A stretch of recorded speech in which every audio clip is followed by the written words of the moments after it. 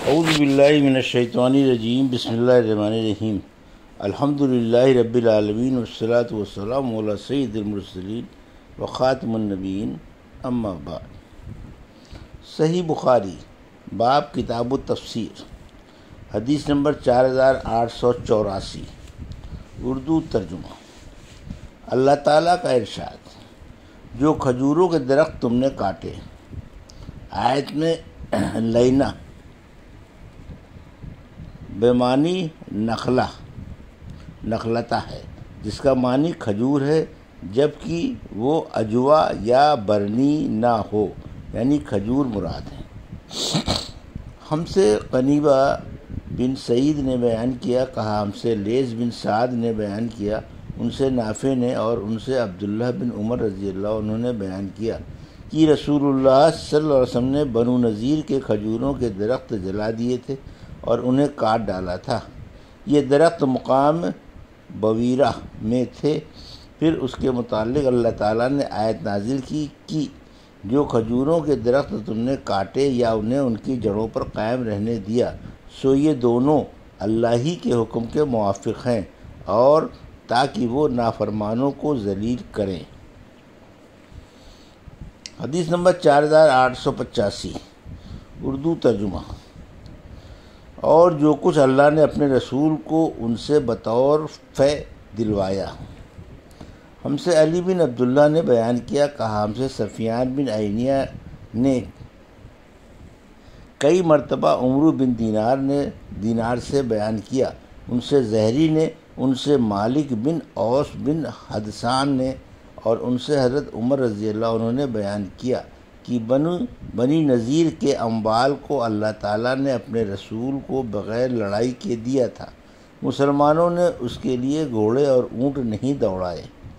ان اموال کا خرچ کرنا خاص طور سے رسول اللہ صلی اللہ علیہ وسلم کے ہاتھ میں تھا، چنانچہ آپ اس میں سے ازواج مطہرات کا سالانہ خرچ دیتے تھے، اور جو باقی بچتا تھا اس سے سامان جنگ اور گھوڑوں کے لیے خرچ کرتے تھے، تاکہ اللہ رب العزت کے راستے میں جہاد کے موقع پر کام آئیں۔ حدیث نمبر 4886، اردو ترجمہ۔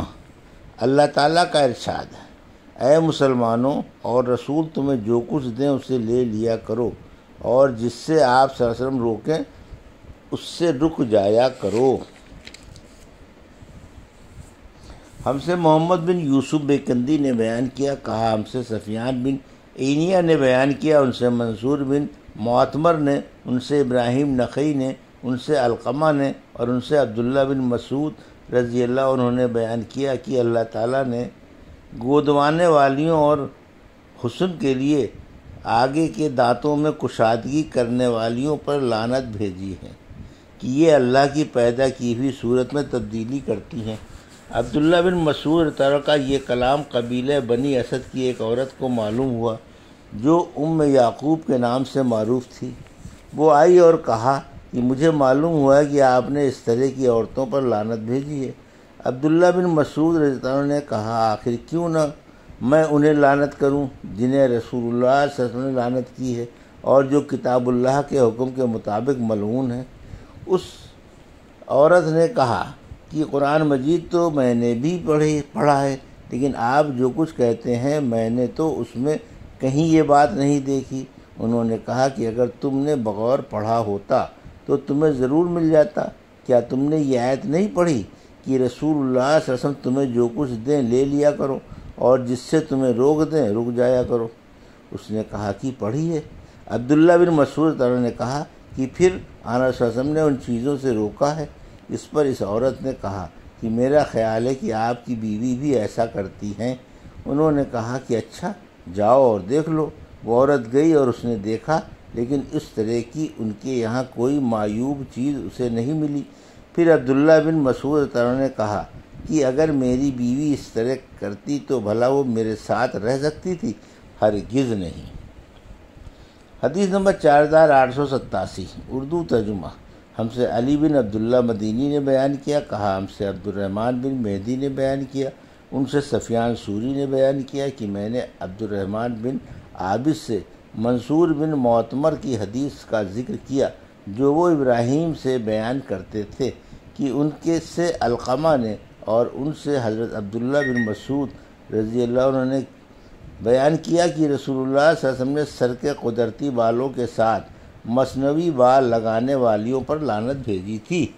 عبد الرحمن بن عابس نے کہا کہ میں نے بھی ام یعقوب نامی ایک عورت سے سنا تھا، حضرت عبداللہ بن مسعود رضی اللہ عنہ سے منصور کی حدیث کے مثل بیان کرتی تھی۔ حدیث نمبر 4888 اردو ترجمہ۔ اللہ تعالیٰ کا ارشاد، اور ان لوگوں کا بھی حق ہے جو دارالسلام اور ایمان میں ان سے پہلے ہی ٹھکانہ پکڑے ہوئے ہیں۔ آیت میں انصار مراد ہیں۔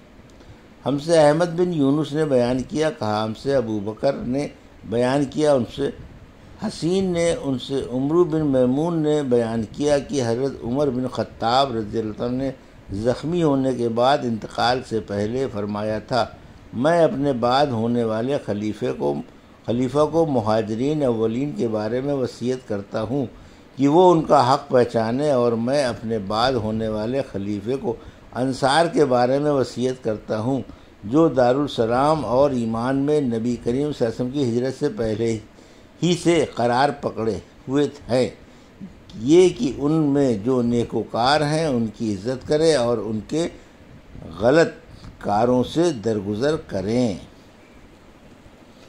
حدیث نمبر 4889 اردو ترجمہ۔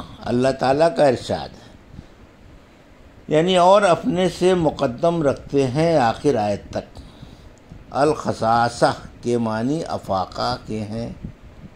المفلحون ہمیشہ کامیاب رہنے والے، فلاح باقی رہنا، حی علی الفلاح بقا کی طرف جلد آؤ، یعنی اس کام کی طرف جس سے حیات ابدی حاصل ہو۔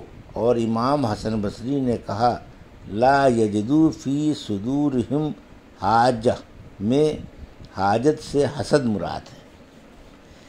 مجھ سے یعقوب بن ابراہیم بن کثیر نے بیان کیا، کہا ہم سے اسامہ نے بیان کیا، کہا ہم سے فضل بن غزوان نے بیان کیا، ان سے ابو حازم اشجعی نے، اور ان سے حضرت ابو ہریرہ رضی اللہ عنہ نے بیان کیا کہ رسول اللہ صلی اللہ علیہ وسلم کی خدمت میں ایک صاحب خود حضرت ابو ہریرہ حاضر ہوئے اور عرض کیا، یا رسول اللہ میں فاقے سے ہوں۔ آپ صلی اللہ علیہ وسلم نے انہیں ازواج مطہرات کے پاس بھیجا کہ وہ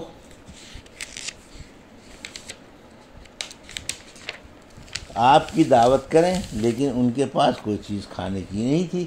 آپ صلی اللہ علیہ وسلم نے فرمایا، کیا کوئی شخص ایسا نہیں جو آج رات اس مہمان کی میزبانی کرے؟ اللہ اس پر رحم کرے گا۔ اس پر ایک انصار صحابی ابو طلحہ کھڑے ہوئے اور عرض کیا، یا رسول اللہ یہ آج میرے مہمان ہیں۔ پھر وہ انہیں اپنے ساتھ گھر لے گئے اور اپنی بیوی سے کہا کہ یہ رسول اللہ صلی اللہ علیہ وسلم کے مہمان ہیں، کوئی چیز ان سے بچا کے نہ رکھنا۔ بیوی نے کہا، اللہ کی قسم میرے پاس اس وقت بچوں کے کھانے کے سوا اور کوئی چیز نہیں ہے۔ انصاری صحابی نے کہا، اگر بچے کھانا مانگیں تو انہیں سلا دو اور آؤ یہ چراغ بھی بجھا دو، آج رات ہم بھوکے ہی رہ لیں گے۔ بیوی نے ایسا ہی کیا۔ پھر وہ انصاری صحابی صبح کے وقت رسول اللہ صلی اللہ علیہ وسلم کی خدمت میں حاضر ہوئے تو آپ صلی اللہ علیہ وسلم نے فرمایا کہ اللہ تعالیٰ نے فلاں انصاری صحابی اور ان کی بیوی کے عمل کو پسند فرمایا۔ آپ نے یہ فرمایا کہ اللہ تعالیٰ مسکرایا، پھر اللہ تعالیٰ نے یہ آیت نازل کی، وَيُؤْثِرُونَ عَلَىٰ أَنفُسِهِمْ وَلَوْ كَانَ بِهِمْ خَصَاصَةٌ، یعنی اور اپنے سے مقدم رکھتے ہیں اگرچہ خود فاقے میں ہی ہوں۔ یہ تھی صحیح بخاری باب کتاب التفسیر کی حدیث نمبر 4884 سے 4889 کا اردو ترجمہ جو ابھی آپ نے سماعت فرمایا۔ اللہ سے دعا ہے کہ اللہ ہمیں ان حدیثوں کی صحیح سمجھ عطا فرما اور ان پر عمل کرنے کی توفیق عطا فرما، آمین یا رب العالمین۔